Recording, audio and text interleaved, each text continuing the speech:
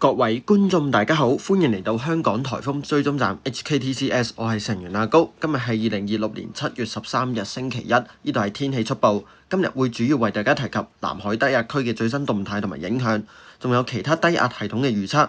喺影片開始之前，希望大家訂閱、分享、按讚、留言、Super Chat 支持我哋香港颱風追蹤站 HKTCS。我哋目標係4萬訂閱，歡迎加入本頻道其他社交平台，而連結亦都會擺喺留言或者資訊欄區嗰度。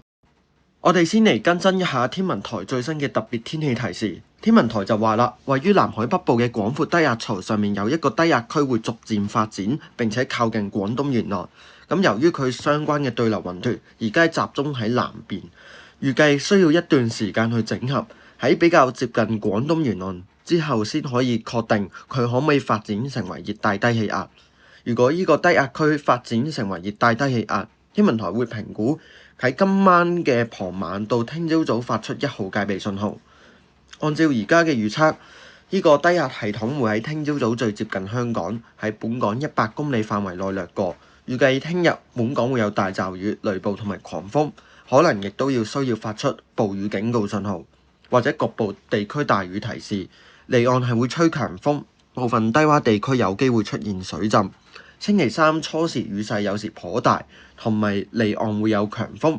天文台就會密切監察呢個低壓系統嘅發展同埋動向，市民就要留意天文台最新嘅天氣消息。我哋亦都可以喺天文台嘅特別天氣提示見到，天文台未能排除升格呢個低壓區為熱帶氣旋嘅可能性。如果發展成船嘅話，係或者需要掛波㗎。天文台表示，如需掛波啦，時間就可能會喺今晚到聽朝早嘅時間，咁即係代表預計呢個系統最遲聽日日間呢就會登陸廣東中部沿岸啦。所以而家其實得返24小時內嘅發展空間嘅啫。我哋睇埋南海呢個低壓區而家嘅動態啦。咁目前佢位處於南海中北部，而且係開始有啲發展啦，並且係有一啲旋轉嘅性質，但係結構仍然係非常鬆散。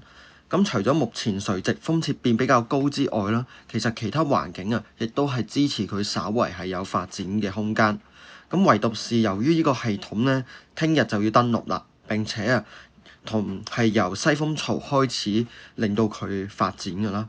咁一般發展嘅需時比較長，咁但係而家大家都知道佢發展嘅時間亦都唔多嘅，俾佢發展嘅空間。咁會唔會喺短時間裡面進一步發展成為熱帶氣旋呢？就要好視乎今日稍後佢嘅實際系統發展嘅情況而定啦。另外，亦都係要香港天文台嘅決定。我哋睇睇最新唔同電腦嘅預測，對比尋日嘅預測係多咗電腦或者 AI 模式係支持呢個系統稍為發展。咁當然就唔知道係低壓區嘅狀態啊，定係熱帶氣旋嘅狀態啦。重複一次，升格咧係由天文台決定嘅。咁系統嘅東面到南面嘅對流活動啦，同埋風勢咧，亦都係會明顯增強。而預計呢個系統啊，聽日亦都會行一啲比較偏西北嘅路徑啦，係靠近香港，或者係會非常接近香港。而進入咗廣東內陸之後，預計亦都我哋會受到系統嘅東面到南面嘅雷雨區同埋南至西南風影響。所以無論如何，預計香港未來1-2日呢，天氣亦都係會非常惡劣。我哋喺度亦都係睇睇兩個可能會發生嘅情景。如果天文台升格呢個系統為熱帶氣旋、熱帶低氣壓嘅話，天文台較大機會係會發出1號，又或者係3號強風信號添㗎。視乎系統登陸之後會唔會普遍令到香港係吹起強風，而且仍然係未減弱成為低壓區嘅情況下，咁樣呢，可能天文台係要發出3號強風信號添㗎。預計系統最快聽日稍後到星期三初時啦，就會減弱成為低壓區並且消散。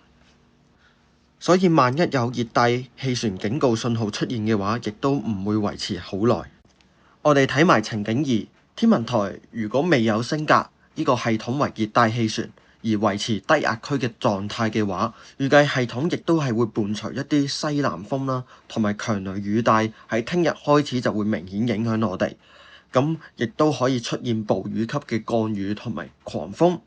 預計相關西南氣流亦都可以去到強風級㗎，所以預計一啲地方啊有雨勢啦，同埋西南氣流底下，預計亦都可以錄得強風嘅風速。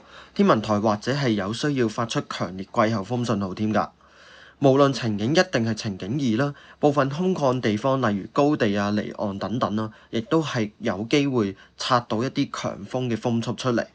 聽日雨勢頗大啦，或者係需要發出暴雨警告。天氣預計亦都係會非常惡劣，市民就要留意天文台發放嘅最新警告同埋消息啦。預計雨勢會喺禮拜三稍後啦，先會有啲減弱。咁但係之後嘅日子仍然有西南氣流影響啦，日子係仍然會有一啲驟雨甚至雷暴等等嘅。我哋睇埋其他低壓系統嘅動態啦。熱帶氣旋海神已經喺今朝早喺菲律賓南部以東海域係形成啊。咁預計未來2-3日喺附近海域係會徘徊，順時針方向稍為係轉向移動啦，維持比較弱嘅系統，最多去到熱帶風暴嘅強度。咁之後就會喺馬里亞納群島西面海域減弱並且消散。然後熱帶氣旋巴威呢，仍然喺度，未減弱成為低壓區。目前天文台最新評估仍然認為佢係有熱帶風暴嘅級別。中心附近最高持續風速去到每小時65公里，10分鐘平均風速。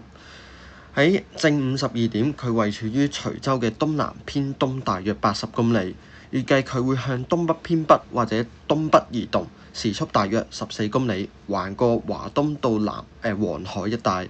強度上面會繼續減弱，預計之後就會橫過呢個朝鮮半島，並且係逐漸轉化成為溫帶氣旋。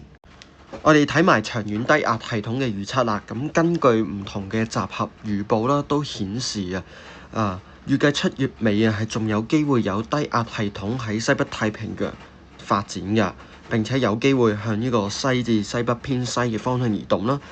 喺西北太平洋靠近呂宋附近海域一帶，其後嘅路徑呢就唔太知啦。咁重點就係同距離潛在系統出現嘅時間仲有至少1個禮拜，咁預測變化亦都可以非常大。